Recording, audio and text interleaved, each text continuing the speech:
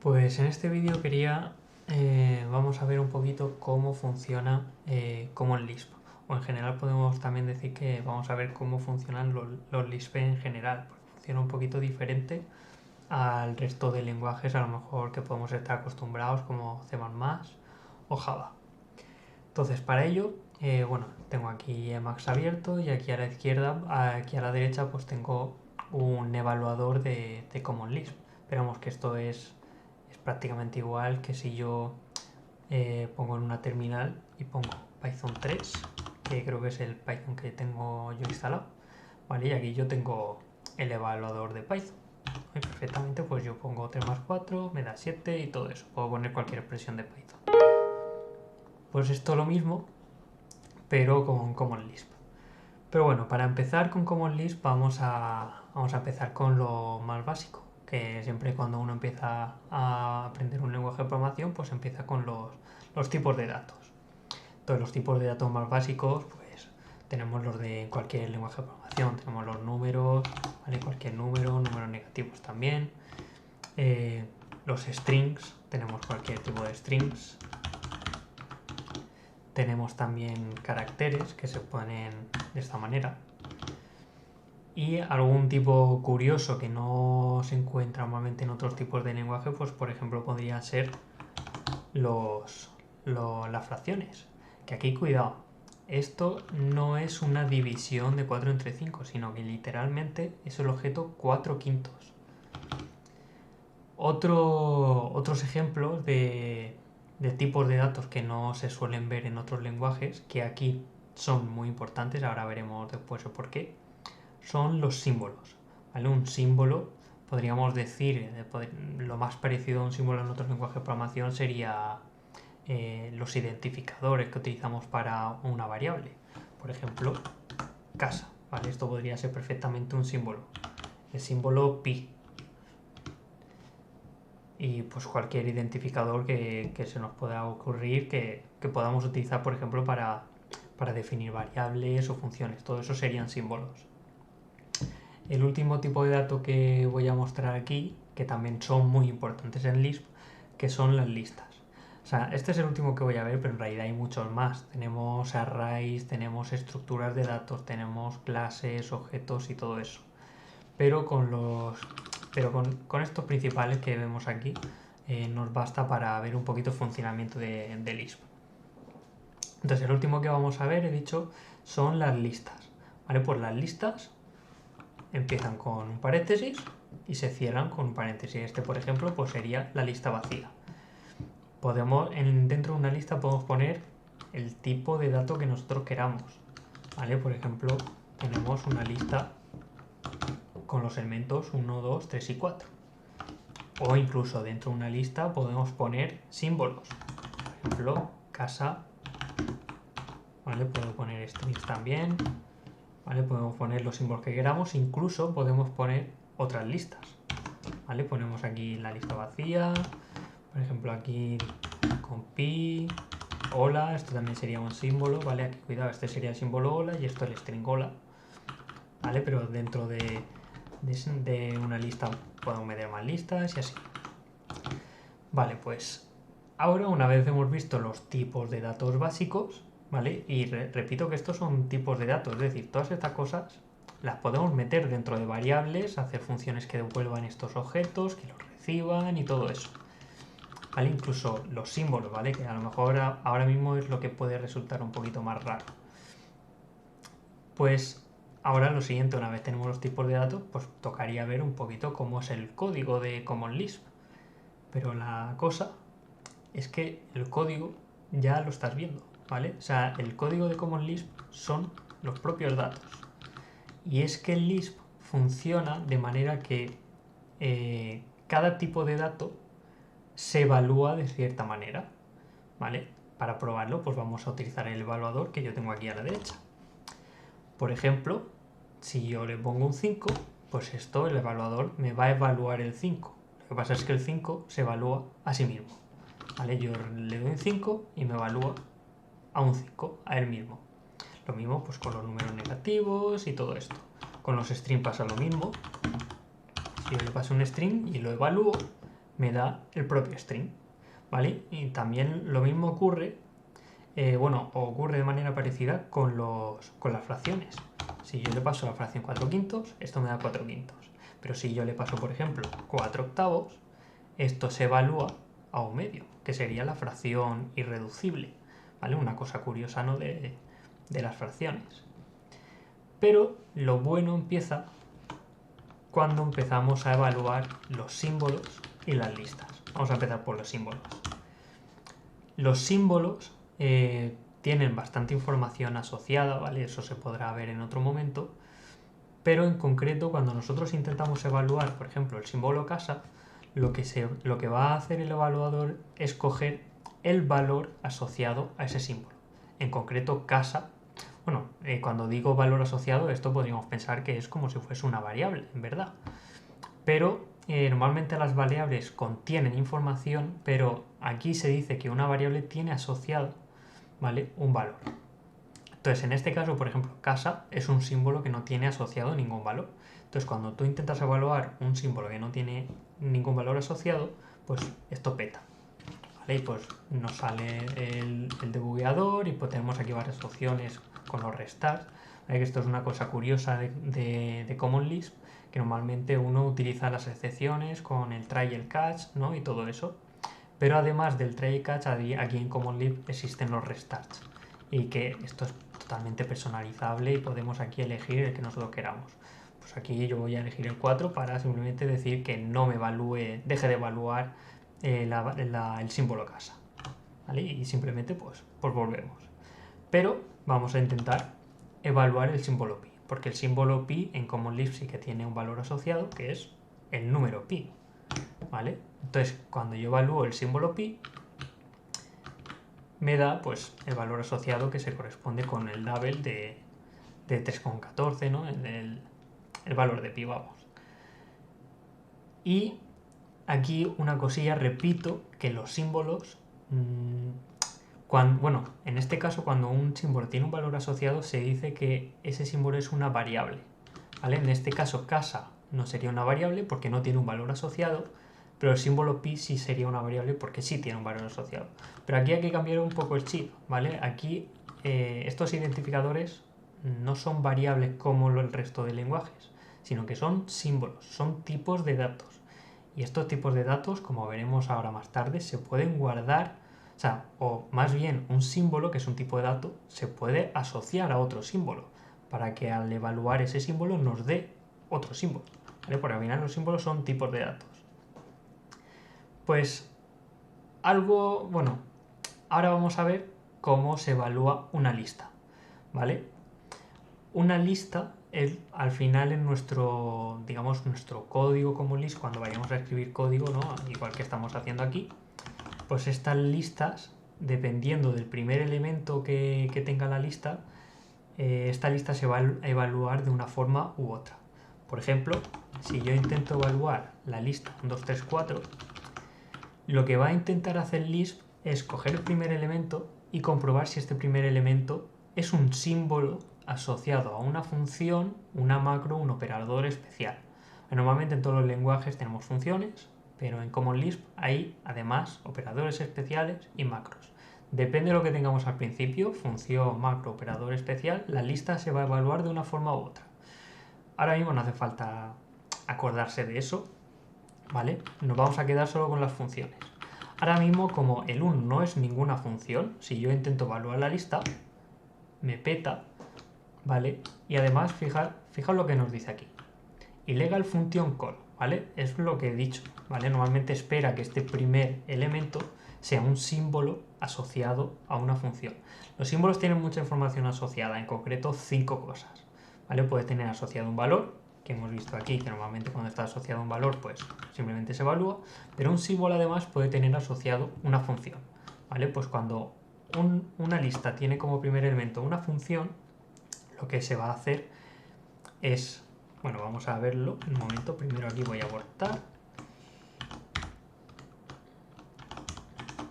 Vale, pues, por ejemplo, una función que existe en Common Lisp es la suma, ¿vale? La suma, el símbolo más, tiene tiene una función asociada que es la función de suma. Si yo, por ejemplo, le paso el 3 y el 4, ¿vale? Pues la lista donde el primer elemento es un más, el segundo elemento es un 3 y el tercer elemento es un 4, esto me evalúa a 7. ¿Vale? Lo que se está haciendo aquí realmente es coger el tipo de dato lista, se comprueba que el primer símbolo tiene asociado una función, que en este caso es la función de suma. Después de eso se empiezan a evaluar los argumentos, que claro, en este caso el 3 se evalúa a sí mismo, el 4 se evalúa a sí mismo, y una vez se ha evaluado todos los argumentos, se evalúa el cuerpo de la función asociada a la función más, que se encarga de sumar los elementos 3 y 4, ¿vale? Y por eso nos da un 7. Pero perfectamente yo podría utilizar el símbolo del asterisco para multiplicar, ¿vale? Por ejemplo esto, y entonces ahora lo que se haría es, primero coge el primer elemento de la lista, que en este caso ve que es un más, tiene una función asociada. Entonces al ver que es una función empieza a evaluar los argumentos. Entonces coge el primer argumento, que es otra lista, y vuelve a hacer el mismo proceso.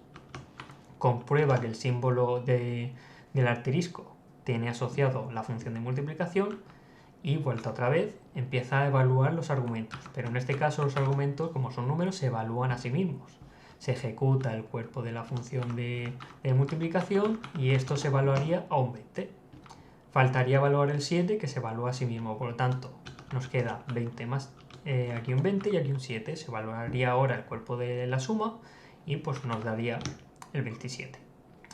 Hasta aquí bien. Ahora vamos a dar un pasito más. Hay una función, ¿vale? O más bien un símbolo, que es el símbolo length, y que tiene asociada una función, que esa función lo que va a hacer es recibir una lista, ¿vale? Porque hemos dicho que las listas pues, son tipos de datos. Lo que pasa es que aquí estamos evaluando listas, ¿vale? Length necesita una lista. Y lo que nos va a devolver length es el tamaño de esa lista. Entonces, claro, uno podría pensar, bueno, pues como es una lista, le pongo los paréntesis y le paso una lista con el 1, 2, 3, 4. Pero aquí hay un problema. Como si hacemos el mismo proceso que antes, cuando intentamos evaluar esta lista, empezaríamos con length, esto ve que es una función y entonces empieza a evaluar los argumentos. Pero claro, evaluar este argumento que es una lista, ya hemos visto antes aquí arriba que si intentamos evaluar esta lista nos da un error. Por lo tanto, si yo intento evaluar esto, también me va a salir el mismo error. ¿Vale? Aquí lo tenemos. Es el mismo que antes, justo el mismo. Pues lo que hay que hacer, aquí vamos a hacer un inciso, ¿vale? Vamos a primero a ver voy a decir función, pero que en realidad es un operador especial, ¿vale? Que es quote. Quote, ¿vale? Al no ser una función, no funciona igual que cuando evaluamos una lista donde el primer símbolo es una función, sino que es un operador especial. Los operadores especiales pues se evalúan de diferente manera. En concreto, quote lo que hace es que cuando el evaluador se encuentra en una lista donde el primer símbolo es quote, lo que va a hacer literalmente es devolver el argumento. Repito, devolver el argumento, ¿vale? En ningún momento se evalúa este argumento, sino que directamente se devuelve. Por lo tanto, en este caso, cuando evaluamos quote 5, simplemente se devuelve 5. Aquí, hasta ahora, esto parece una tontería, ¿no? Pero vamos a probar, por ejemplo, con un símbolo. Porque nosotros antes hemos probado a evaluar casa y eso nos daba un error, ¿vale? Lo tenemos aquí arriba. ¿Vale? Esto nos daba un error porque no tenía ningún valor asociado. Se dice que la variable pues no está ligada, es libre. Pero aquí, quote, cuando intentamos evaluar esto, este argumento no se evalúa, ¿vale? Quote no evalúa los argumentos porque esto es un operador especial, trabaja a su manera, cada operador especial trabaja de una manera en concreto y quote trabaja de esta manera. Simplemente recibe el argumento y lo devuelve, pero no lo evalúa. Así que si yo esto evalúo, me devuelve el argumento, casa. Aquí un apunte, Common Lisp en cuanto a símbolos, es case insensitive, ¿vale? O sea que este símbolo es el mismo que este, el mismo que este, ¿vale? El mismo que este, ¿vale? Esa es la idea. La cosa es que por defecto Common Lisp pues lo imprime todo en mayúsculas. Pero que sepáis que este símbolo y este es el mismo. Entonces fijaos que estamos evaluando una lista que devuelve un dato y ese dato es el símbolo casa. Podemos ir más allá. ¿Qué pasa si yo le paso el 1, 2, 3, 4 que teníamos antes? Pues lo mismo, quote, el cómo funciona, es que literalmente este argumento que recibe simplemente lo devuelve. Y ahí está. Pues ahora, claro, si pensamos un poquito cómo funciona esto, normalmente cuando nosotros le pasamos al evaluador una lista, lo que va a hacer es evaluar la lista. Pero aquí lo que estamos viendo es que con quote, esa lista que nosotros ponemos aquí se devuelve directamente. Entonces, en cierta manera, lo que estamos haciendo es desactivar la evaluación de la lista que pongamos como primer argumento a quote. Pues claro, nosotros teníamos el problema que con length, cuando le pasábamos la lista 1, 2, 3, 4, al ser length una función, esto se va a intentar evaluar. Pero al evaluarse y esto no ser una función, este 1, pues entonces peta. Claro, lo que a nosotros nos interesa es pasar directamente esta lista a length. Es decir, lo que queremos es que esta lista no se evalúe. Y ya hemos visto que quote, pues lo que conseguimos es que no evaluar la lista, sino pasarla directamente. Así que simplemente hacemos esto. De esta forma, cuando hacemos length, se va a intentar evaluar los argumentos, pero cuando evaluamos esto de aquí, lo que se va a devolver literalmente es la lista 1, 2, 3, 4. Entonces, pues ya el length sí que me da el número de elementos de la lista 1, 2, 3, 4.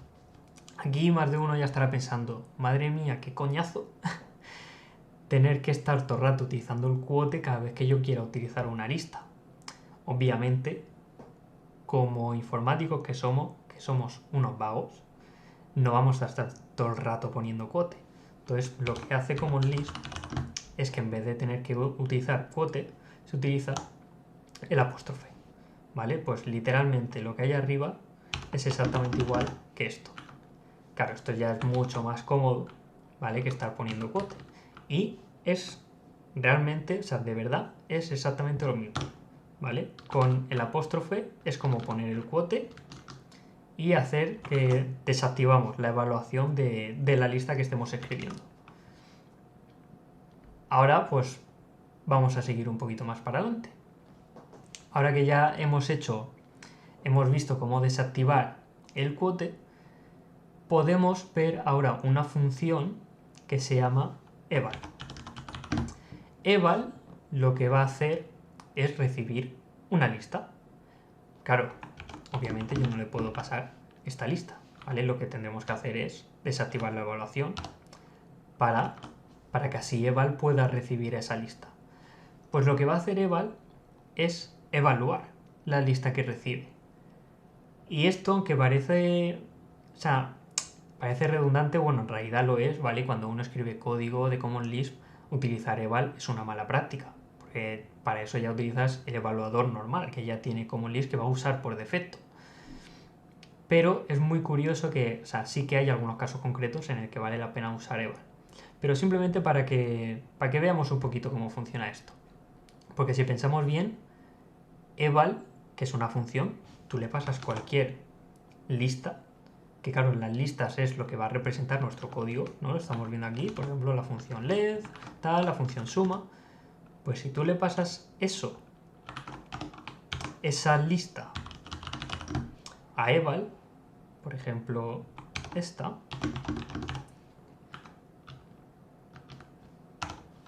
¿vale? Claro, yo esto lo desactivo para que lo pueda recibir eval, pero eval lo que va a hacer es evaluar esta lista. Entonces, cuando evalúe esta lista, la evaluación lo que hará es comprobar que esto es una función, esa función recibe esta lista también desactivada y pues me devolverá un 4. Que ahí está. Aquí lo que tenemos que pensar es que eval es el evaluador. O sea, la función eval es literalmente un intérprete que es todo common Lisp. O sea, en una función tenemos common Lisp entero. Sí que es verdad que, salvo ciertos detalles, ¿vale? Porque hay ciertos casos en el que eval pues no funciona del todo bien porque no puede ver el contexto en el que le rodea, ¿vale? Para llamar a ciertas funciones. Pero yo perfectamente puedo utilizar depvar, que es una macro en este caso, ¿vale? Pero bueno, la cosa es que yo puedo definir asociar un símbolo con un valor. Por ejemplo, cojo un símbolo X y le asocio un 5. ¿Vale? Ahora perfecto. La cosa es que si yo ahora evalúo el símbolo X, su valor asociado es el 5. Entonces si lo evalúo, me da un 5. Pues claro, con eval yo puedo hacer lo mismo. Yo le paso el símbolo X, ¿vale? Aquí lo mismo. Claro, si yo pongo esto, al ser eval una función va a intentar evaluar X. Que en este caso se puede, se devolverá el 5, pero eval entonces recibirá un 5. Lo que yo quiero es que eval reciba el símbolo X, por lo tanto desactivo la evaluación. Pero como eval se encarga de evaluar, pues igualmente me va a dar un 5. Vale, pues ahora vamos a ver otra función más, que es la función read. La función read simplemente lee de la entrada estándar. Yo pongo read y y una cosa diferente del read de otros lenguajes, estamos acostumbrados a que cuando leamos, el read devuelve un string. Pero este read, para lo que sirve, es para leer datos de Common Lisp. ¿Vale? Si yo le pongo un 5, esto literalmente me da el número 5. ¿Vale? Esto no es un string, esto es el número 5. Si yo lo que le paso a read es una lista, esto literalmente lo que me va a devolver es la lista. Es más, si yo puedo hacer perfectamente length de read. Yo cuando haga esto, primero se leerá, lo que se devolverá será la lista y length recibirá esa lista. Y entonces pues me dará la longitud de esa lista. Le pongo simplemente por cambiar, por ejemplo, de longitud 7, pues length me tiene que dar un 7. Y ahí está. Otra función. Simplemente cuando nosotros trabajemos en un fichero o lo que sea, tenemos una función print. En este caso sí que es verdad que no tiene mucho sentido porque cada vez que nosotros evaluamos, el evaluador por defecto nos imprime para que nosotros tengamos alguna idea de lo que se está evaluando, de lo que se está devolviendo. Pero en este caso, si yo hago un print 5, lo que se va a hacer es primero imprimir el 5, pero además la función print devuelve lo que imprime. Y eso que se devuelve lo imprime el evaluador. Así que en realidad se va a imprimir dos veces el 5. Primero por el print y después por el evaluador. Nosotros después cuando tengamos aquí escrito un programa y hagamos esto, simplemente se imprimirá una vez. Si yo ahora esto lo evalúo, pues este 5 es de haber imprimido el 5 y después lo que se devuelve. ¿Vale? Si yo le pongo un string, pues lo mismo. Primero se imprime el string y después se imprime lo que se devuelve, que en este caso es lo mismo, ¿vale? Pues igual que antes. Y ya por último vamos a ver una macro, ¿vale? Que como es una macro se evalúa de diferente manera las funciones, que es la macro loop. Simplemente, o sea, esta macro es una de las obras de arte de Common Lisp, pero, y es muy compleja, pero por ahora simplemente nos vamos a quedar que si directamente aquí le pasamos una lista para que se evalúe, esa lista se evalúa de manera infinita. Por ejemplo, si yo hago print hola mundo,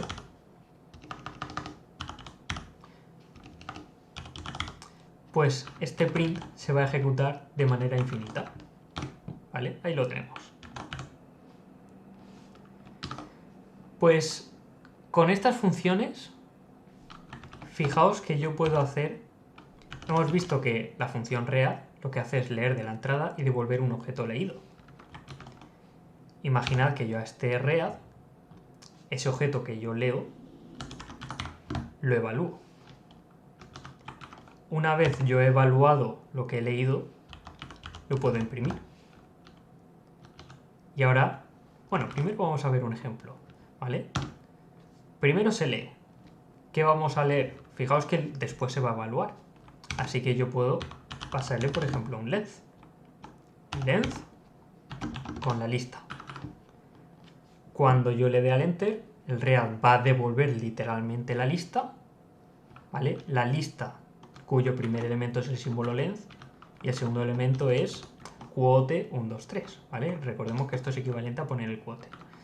Pues entonces eso se va a evaluar, es decir, se va a evaluar esta lista, por lo tanto esto se va a evaluar a un 3 y el print lo que va a hacer es imprimirme el 3. Además hemos dicho que el print también devuelve el valor impreso, así que el 3 se va a imprimir 2 veces. Ahí lo tenemos. Pues ahora lo voy a meter en un loop. Perdón.